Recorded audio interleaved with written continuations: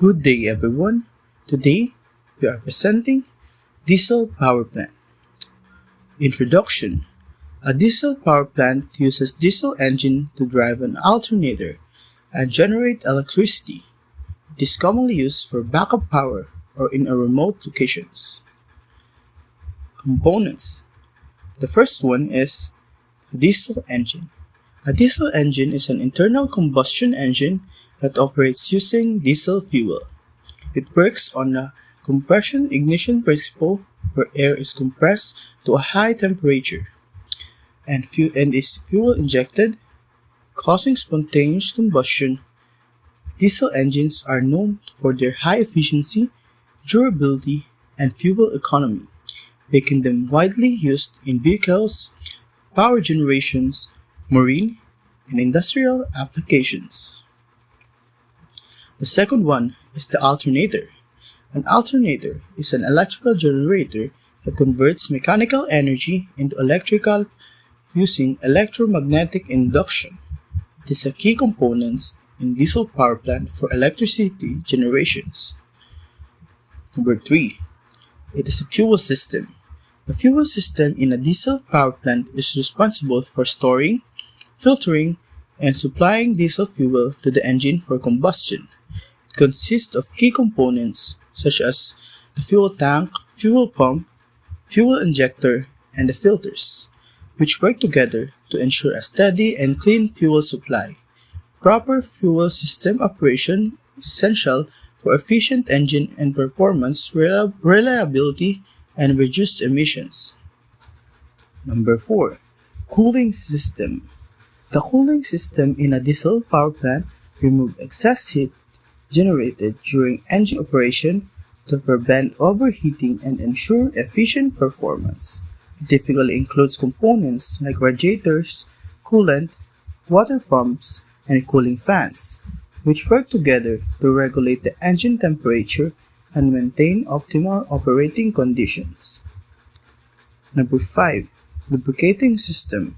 The lubrication system reduces friction and wear between moving engine parts by supplying lubricating oil. It consists of components like the oil pump, oil filter, and oil cooler, ensuring smooth operations, minimizing heat buildup, and extending engine life. The sixth one is the air intake and exhaust system. The air intake system supplies clean air for combustion, improving engine efficiency. It includes air filters, turbochargers, and intake manifolds. The exhaust system removes combustion gases through components like exhaust manifolds, muffler, and catalytic converter, reducing emission and noises. The seventh one is the control panel. The control panel is the central unit that monitors and controls the operation of the diesel power plant. It displays key parameters such as voltage, current, frequency, and engine status. It also includes safety features like automatic shutdown in case of faults, ensuring efficiency and safe operations. Typical layout of diesel power plant. A diesel power plant operates using several integrated systems to generate electricity efficiently. The process begins in fuel system, where diesel is drawn from fuel tank using a fuel pump and passes through fuel filters to remove impurities. It is then stored in a fuel tank. It is then stored in the fuel day tank, ensuring a constant supply to the diesel engine. Simultaneously, the air intake system brings in air from the atmosphere through an air filter and compresses it using an air compressor, storing the compressed air in bottles to aid in starting the engine. Inside the diesel engine, the air-fuel mixture undergoes combustion, producing mechanical energy. This energy is transferred to the generator, which converts it into electrical energy. To maintain engine temperature, the cooling system circulates water using a jacket water pump and stores it in a surge tank. The hot water passes through a heat exchanger where it is cooled with external water supplied by a water pump. The lubrication system keeps the engine part running smoothly by circulating oil from a lubricating tank to an oil filter and an oil cooler, maintaining proper lubrication and temperature. A silencer is also connected to the engine's exhaust to reduce noise. Together, this system ensures continuous, safe, and efficient power generation. Diesel power plant formulas. The heat supplied by the fuel energy liberated or energy chargeable. The formula of heat is EC equals to mass times fuel times the heating value. Indicated power or the IP, the power done on the cylinders. IP indicated power is equals to mean effective pressure times the volume displacement. The formula for brake power is mean effective pressure times VD. The brake power is the power delivered to the shop, which is the transmitted power. There are also another one formula for the brake power, which is the 2 pi Tn. T for torque and N is for the rotative speed or the RPM.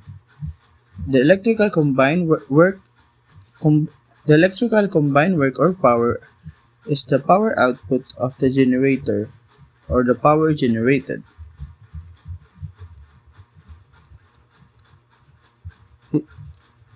The formula for piston speed is Vp is equals to 2ln. Vp for the piston speed, L for the length, and the N for the rotative speed, just like what I said earlier. The volumetric displacement is Vd is equals to LANN. NC.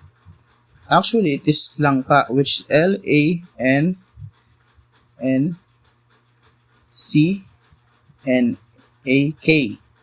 but on our formula, we only have LAN. The smaller n there is the NC, which is the number of the cylinders. The next one would be the NA, which is the number of acting.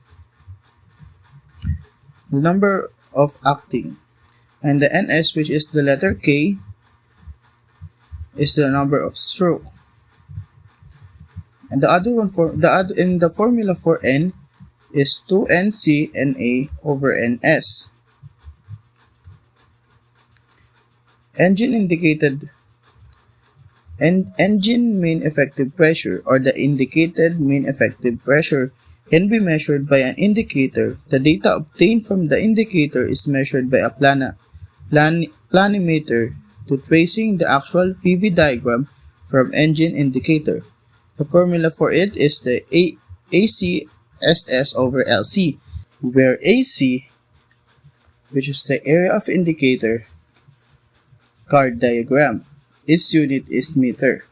SS is the scale indicator spring. The unit for it is kPa over meter. LC is the length of indicator card. The unit for it is meter. This one is the formula for generator speed. Ng is equals to 120 F over Np, where F is the frequency and Np is the number of poles. Friction power or power dissipated in an engine through friction. The formula for it is Fp is equals to Ip minus Pp.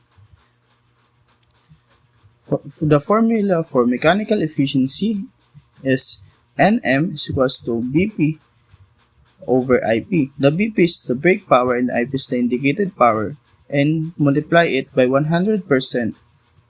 Or the other formula is mean effective pressure ng brake power over the mean effective pressure ng indicated power times 100%. The formula for generator efficiency is Nm is equals to electrical power over brake power times 100%. Mechanical electrical efficiency is equals sa Nm times Ng is equals to Ep over Ip. So you can get the electrical efficiency by multiplying the mechanical efficiency times the generator's speed.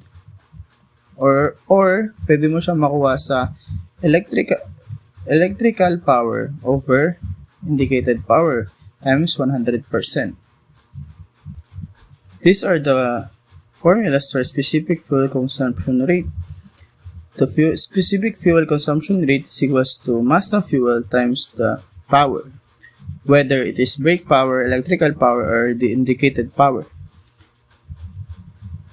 This one's also the formula for mechanical efficiency, which is, I stated earlier, the generator efficiency.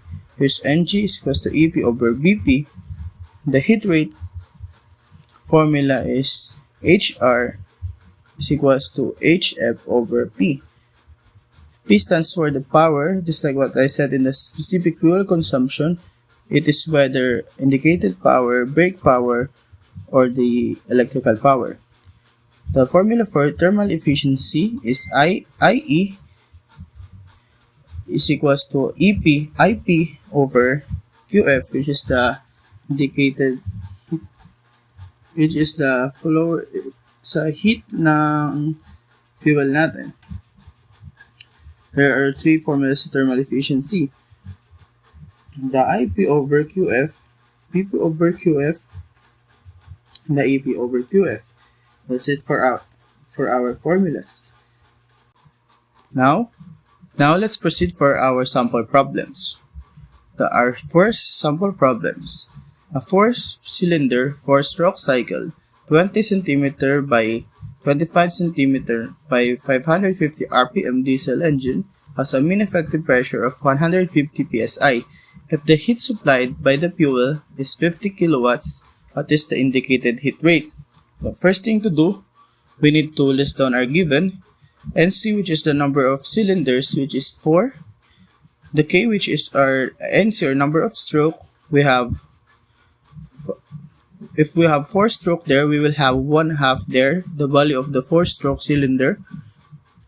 And N, which is the RPM, which is 550. And the length, which is the second, which is which is the much bigger than the diameter, which is the 25 centimeter, and the diameter, which is the smaller size than the length, which is the 20 centimeter. The mean effective pressure, indicated mean effective pressure of the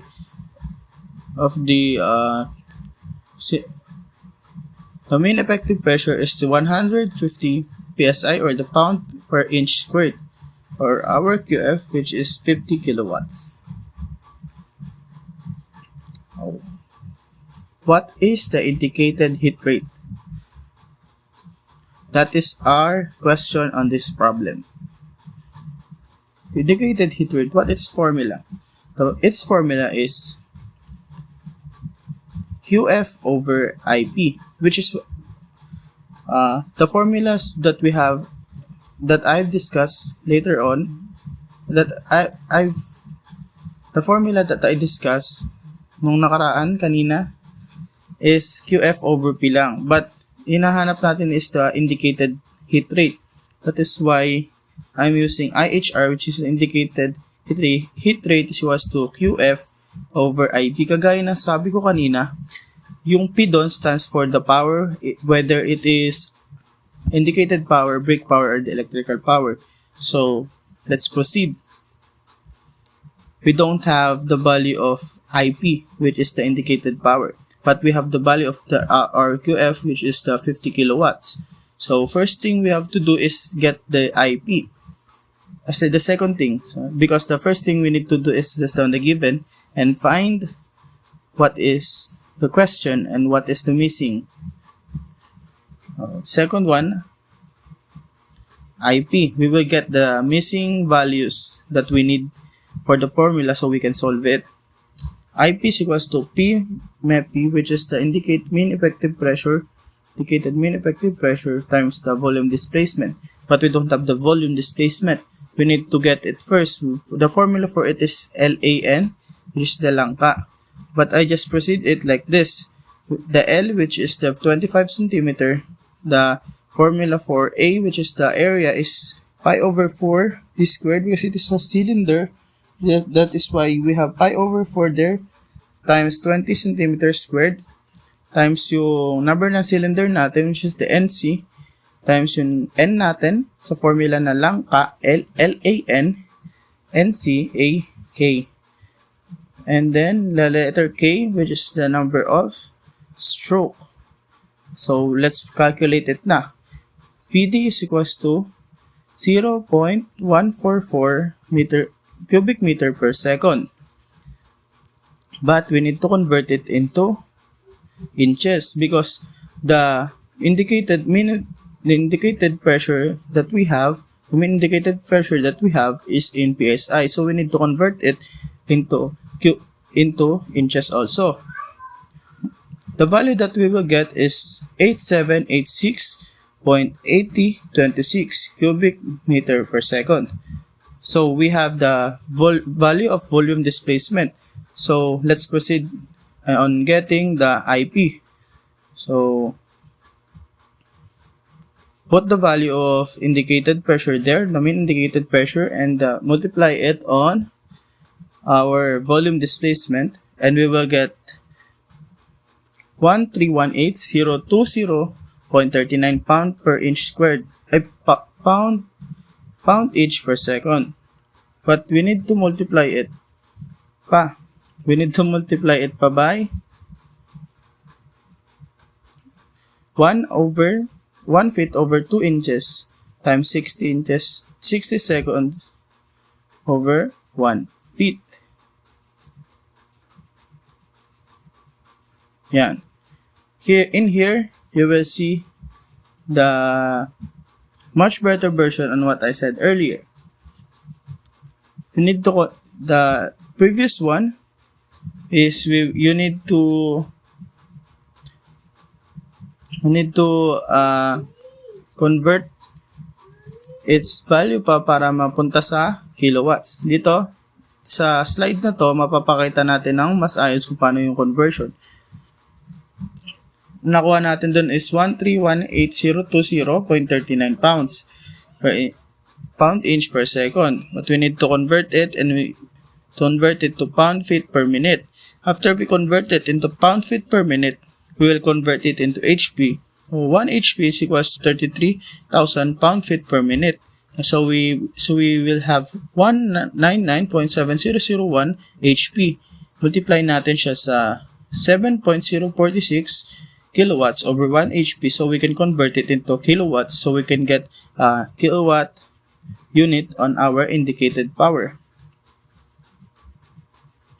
The indicated power that we will get is 148.9762 kilowatts. So let's proceed na dun sa formula natin sa IHR, which is indicated heat rate is equals to QF over IP. Our QF is 50 kilojoules per second, and our IP, which is the indicated power, is 148.762. But since kilowatts is per second, we need to convert it, the upper one, so we can cancel it. So we can get the unit of kilojoules per kilowatt hour. So the answer is 1208.2467. And that is our indicated heat rate. Okay, let's proceed to our second problem. Determine the indicated mean effective pressure of an engine in PSI having a brake mean effective pressure of 750 kPa and 80% mechanical efficiency. This one, kukunti lang yung given natin, so we can list it out much faster. Okay. Ano ba yung mga given natin dito? Ang given natin dito is the brake mean effective pressure, which is the 750 kPa. Okay, list down natin. 750 kPa. And the Second given natin dito is the mechanical efficiency, which is the 80%, the 0.8.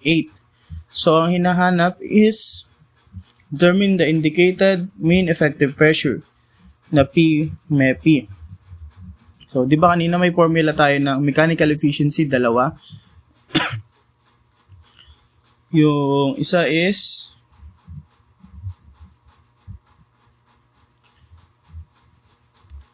isang formula natin ng mechanical efficiency is NM is equals to BP over IP. But meron pa tayo isa na nakalagay kanina, di ba?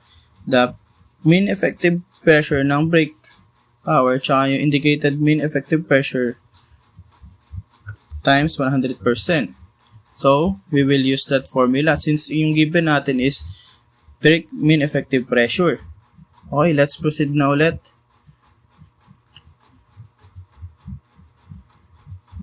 NM is equals to P MEP B over P MEP P. So, let's change the formula so we can get the unknown, which is the P MEP B. P MEP B is equals to P MEP B over NM. And what is the value of P MEP B ba? 750 kPa and NM, which is 0.8. So, makukuha natin dyan yung value ng P MEP B pero naka-kPa. So, we can, ano bang hinahanap dito sa problem natin? In PSI. So, we will convert the 937.5 kPa into PSI. Mumultiply natin siya sa 14,000.696 PSI over 101.325 kPa. Cancel the unit kPa and you will get the 14.696 PSI. So, we will get the answer 135.9734 PSI. Number 3, a 4-stroke 4-cylinder petrol engine has bore and stroke as 0.15 meter and 0.17 meter respectively. Indicator diagram arrangement when put on a cylinder yields indicator diagram having area of 25 centimeters squared and length of diagram as 6 centimeters. The speed of engine is 2,500 RPM. Determine the indicated power and frictional power. If mechanical efficiency is 88%, take indicator spring constant as 20 times 10 cube kilonewton over meter cube. To find the indicated pressure is equals to PMI times VD. We also need to find the frictional power, which is equal to P indicated minus PB. So first, we need to find volume displaced.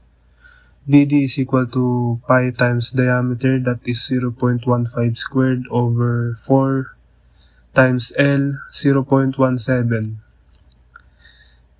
We multiply it to the engine speed, 2,500 over 2 since it is a 4-stroke. We also multiply it by 60 so we can convert minute to seconds. We multiply it also with the number of cylinder, that is 4, times the number of piston action, that is 1.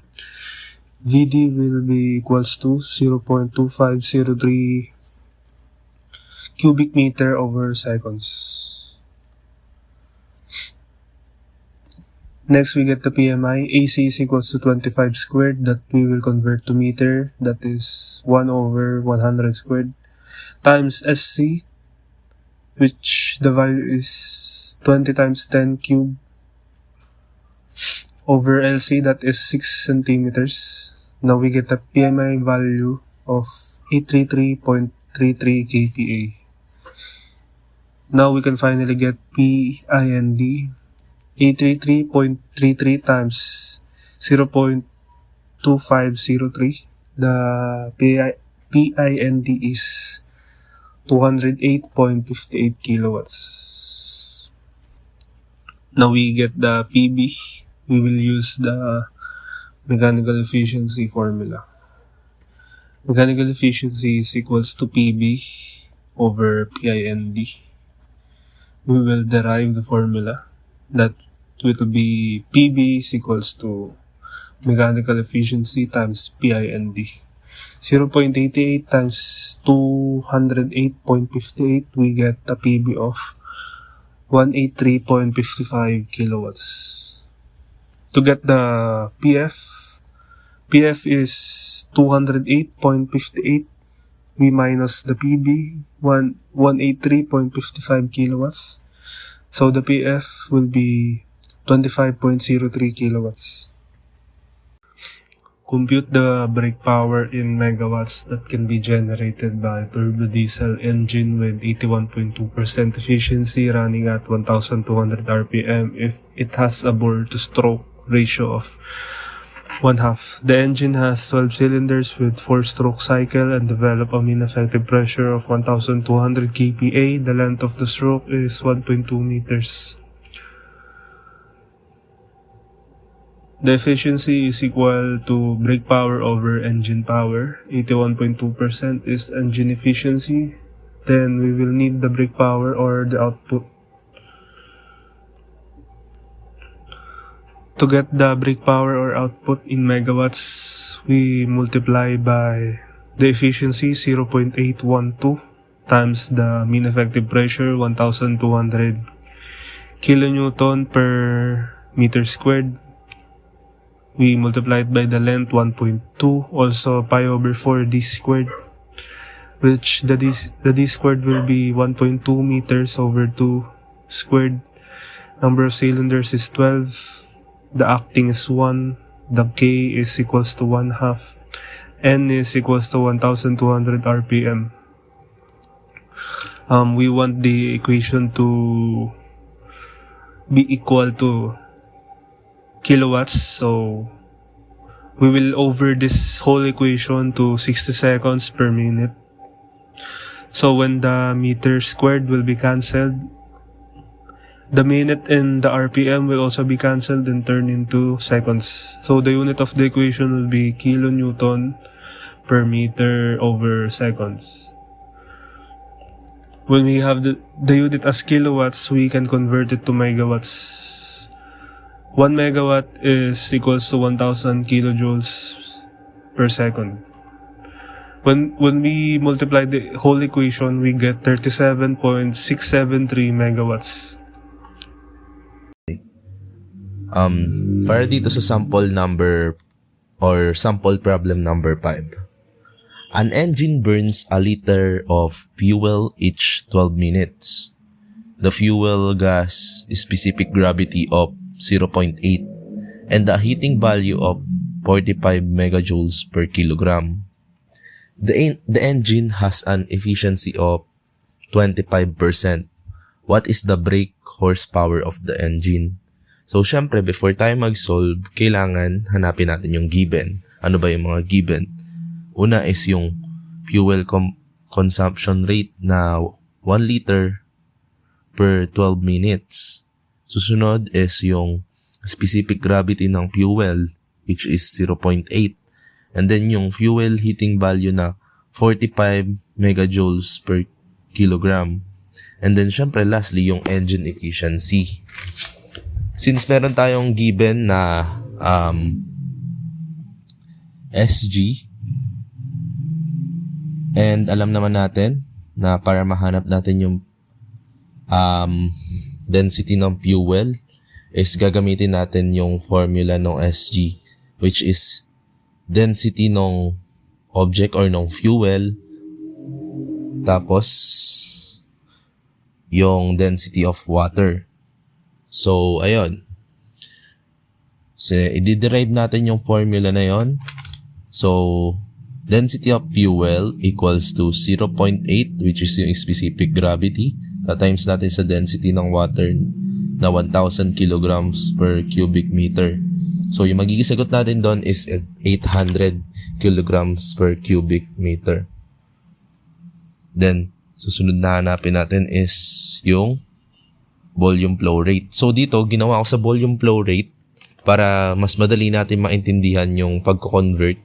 So, dito, na alam naman natin na like yung 1 liter ng yung 1 liter is equals to 1,000 cubic meter. So, syempre, i-convert natin into cubic meter. Magiging siya, 0.001 cubic meter. And then yung sa time naman, which is 12 minutes, i-convert natin siya sa seconds.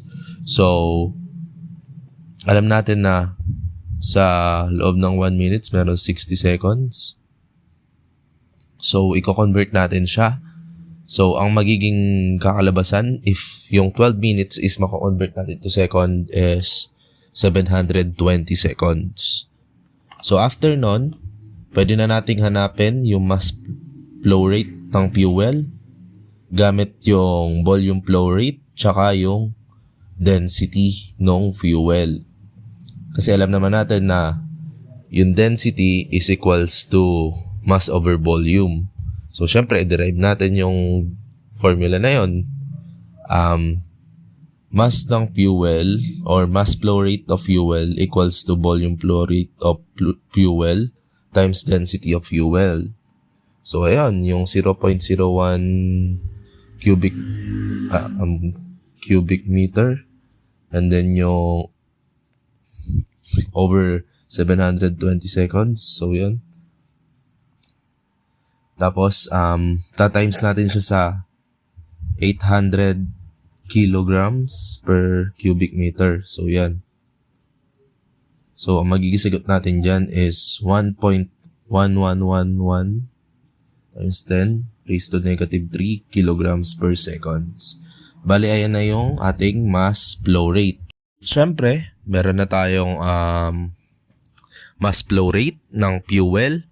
Pwede na nating hanapin yung power generated by fuel.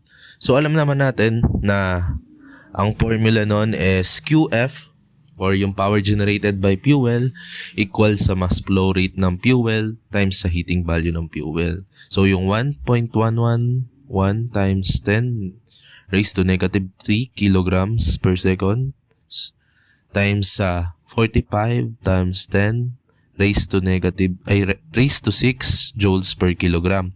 So, kinonvert na natin yung megajoules to joules. Alam naman natin na ang joules is alam naman natin na ang megajoules is equal lang sa 1 million na joules. Kaya naka-raise to 6 siya. So, yung magisagot natin dyan is 50,000 watts or 50,000 joules per seconds. Tapos, syempre, hahanapin na natin yung nawawala, which is brake power kasi kumpleto na tayo. Meron tayong given na efficiency at meron na tayong power generated by fuel. So, yung QF. So, yung way para mahanap natin yung BP, gagamitin natin yung formula ng brake thermal efficiency. So, equals yung efficiency ng brake thermal efficiency is equals to BP over QF. So, ayun. I-derive lang natin yung formula na yun para makuha natin yung BP. So, magiging yan? BP equals to QF times brake thermal efficiency. So, syempre, alam naman natin na ang ating QF is 50,000 watts. Yun nakuha natin. Ta-times natin siya dun sa efficiency na 25%, which is 0.25. So, after nun, ang makuha nating sagot is 12,500. And then, ita-times natin siya sa 1 HP. And then, after natin ma-times, i-convert na natin sa HP. So, alam naman natin na ang 1 HP is equals to 746 watts. So, syempre, ang magisagot natin dito is 16.76 HP.